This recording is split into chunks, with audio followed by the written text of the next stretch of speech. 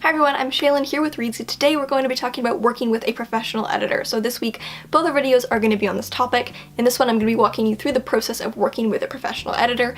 And then on Friday's video, I'm going to be talking about what I personally learned from working with an editor. Now, the first thing to say about working with an editor is that before you do so, you want to make sure that your piece is as polished as you can possibly make it. It should have gone through your critique partner. It should have probably gone through beta readers.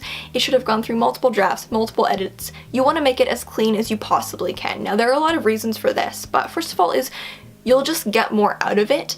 If your piece has a lot of fundamental flaws, those are the things the editor is going to have to focus on. It's kind of impossible to pinpoint the finer details that could be refined if the general book is still a mess. Whereas if you fix everything up and make it really clean, the editor can help you kind of push it to the next level and really polish it up. So you'll get way more out of it if you put more into it. I know that seems weird, like you're giving the editor less to do, but you'll get more out of it, but that's kind of how it works because you're gonna get that next echelon of feedback that needs looked at rather than the fundamental things. If everything fundamental is still messy, those are the things the editor's gonna have to fix first. And second of all is it will probably be less expensive for you. If you're publishing your book, you're gonna need to get it to the cleanest place possible, and if it's really messy, it's gonna require more rounds of editing, and that will be more expensive for you. Now, the next step, of course, is to find an editor to work with. So the piece that I was getting edited was a short story for a literary market. So of course, I wanted to work with an editor who specialized in short stories and works for a literary market. If you're looking for an editor on the Reedsy platform, you can add your book and fill out information about it.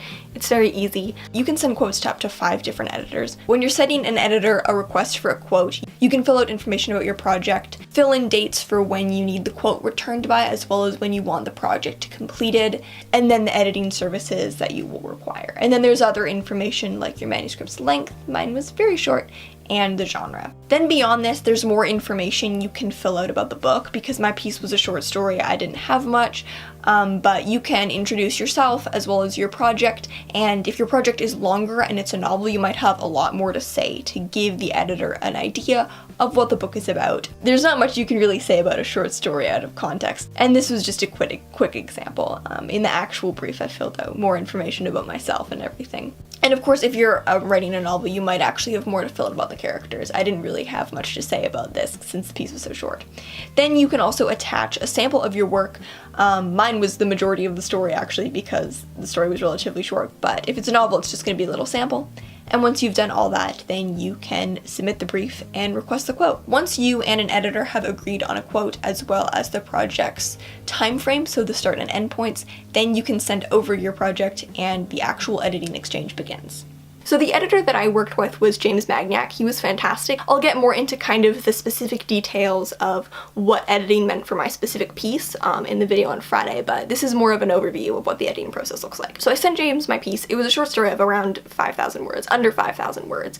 Before he sent me back his feedback, we had a call where he kind of asked me some questions about what led me to writing the piece, kind of what inspired it. We just kind of had a bit of a discussion about kind of what the crux of the piece was, like what it was that I wanted to accomplish with the piece. So we kind of just talked a little bit about the piece, and then the next day he sent me over his edits. So this included a developmental edit letter, and this included a summary at the beginning, which the summary is there so that you know that the editor basically understood the events of the story or the book as you intended. So you kind of know there's no clarity issues and everything is being communicated properly in terms of the objective plot.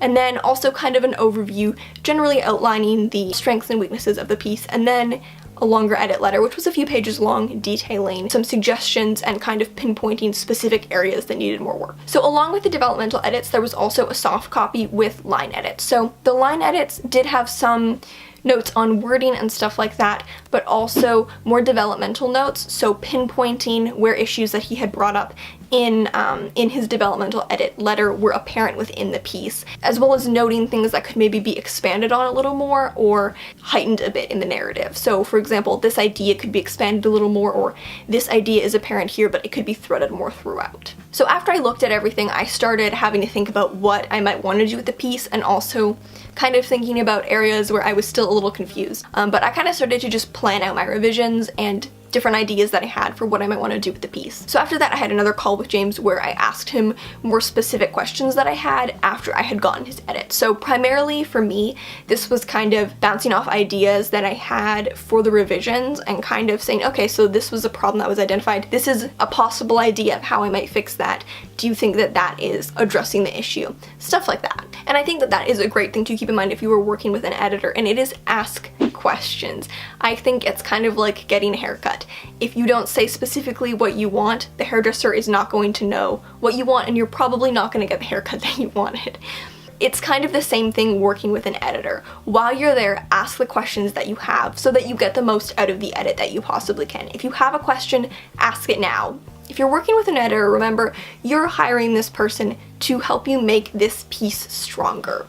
And in order to make the piece strong and really get the most out of that edit, know what it is you want for your piece and also ask any questions that you have. That was probably the most helpful part of the entire editing process for me, was that second call with James where I had already gotten all the feedback from him and read it, and then it was actually talking through that feedback and going, okay, so because of this I could do this, and actually having that conversation about it and just asking the questions that I had about the piece. So that's a general overview on how to work with a professional editor. This was of course more geared towards working with an editor for a short story, so the process was a little smaller and more condensed.